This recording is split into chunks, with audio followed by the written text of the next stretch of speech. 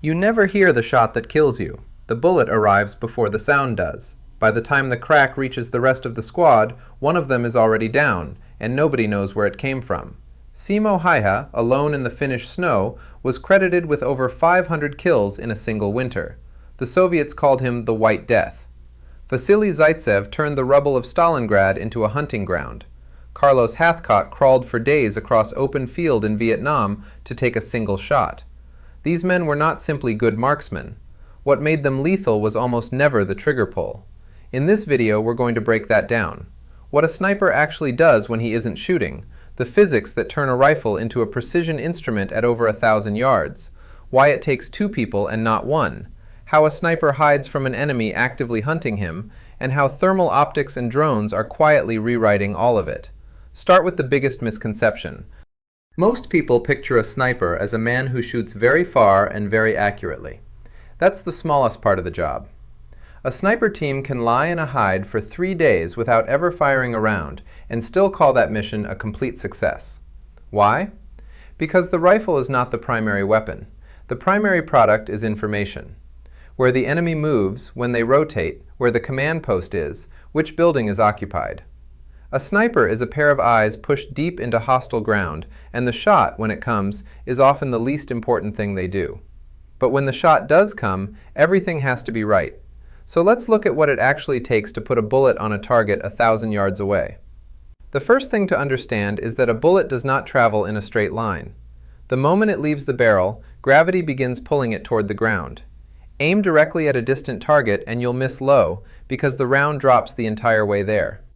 So the sniper doesn't aim at the target, he aims above it, letting the arc of the bullet fall onto the point of impact. The farther the target, the higher that arc has to be.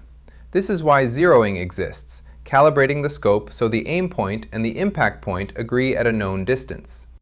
Then comes the variable that separates a marksman from a sniper, wind.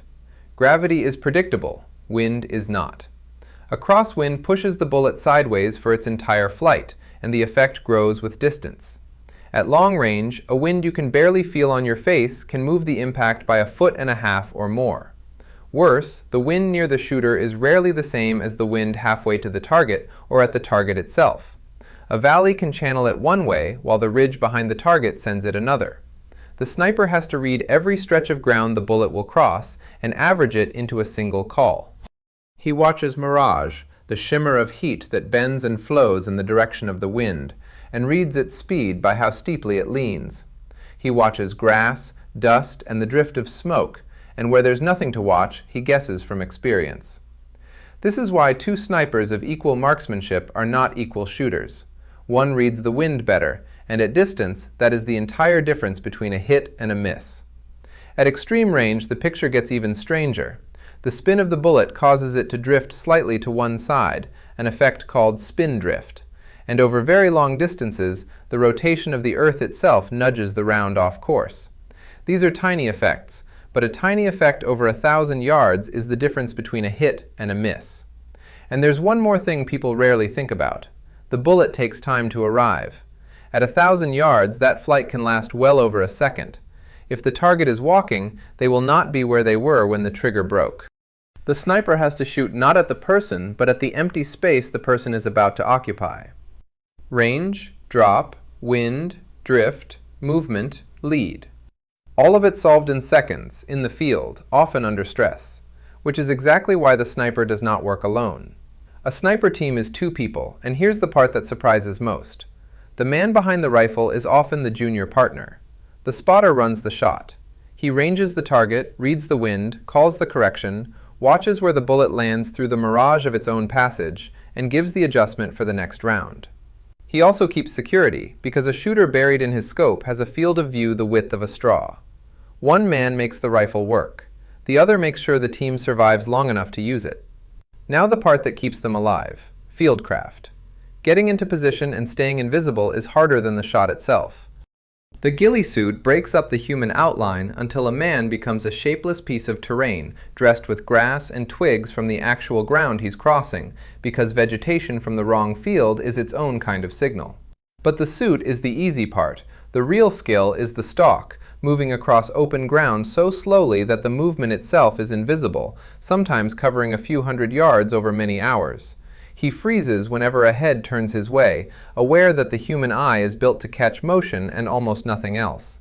He avoids the skyline, where a silhouette against open sky is a gift to any observer, and he keeps to the shadows and the low ground even when the longer route costs him hours. And once in position, discipline.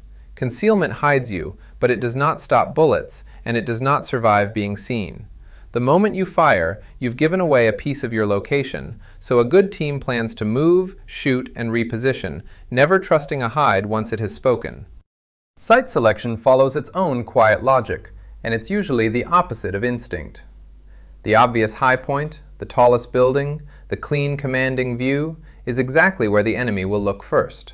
So the experienced sniper avoids it. He shoots from deep inside a room, back from the window, where the muzzle flash and the barrel stay hidden in shadow. He picks the position nobody would bother to check. Being in the perfect spot to shoot from is worthless if it's also the perfect spot to be found. So now flip it around. You're on the other side. Somewhere out there is a sniper, and men in your unit are dying one at a time. How do you find someone whose entire craft is not being found?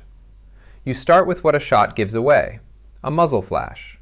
A puff of dust kicked up behind the position. The crack of the round and its echo, which trained ears and modern acoustic sensors can triangulate back to a point of origin.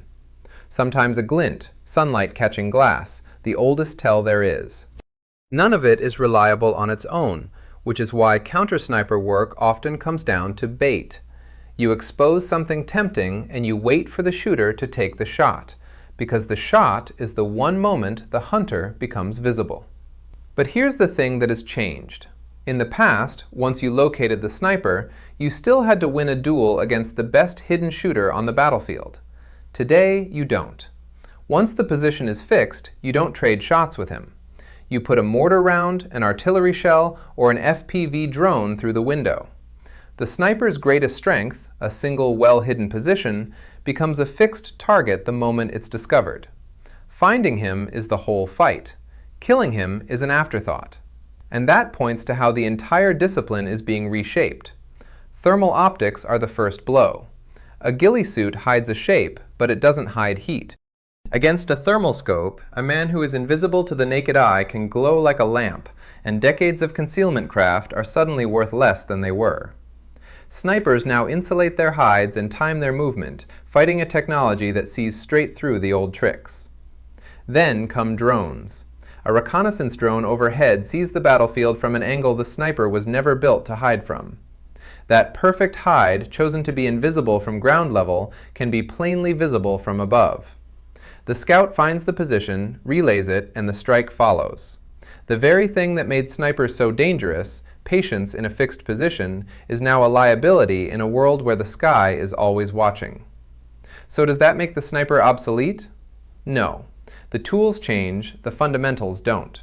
Someone still has to read the wind, judge the ground, wait without moving, and put a single round exactly where it needs to go. Drones and thermals have made the hiding harder and the shooting more exposed, but they haven't removed the need for a patient professional who can reach out and end a fight with one shot before anyone even knows he's there.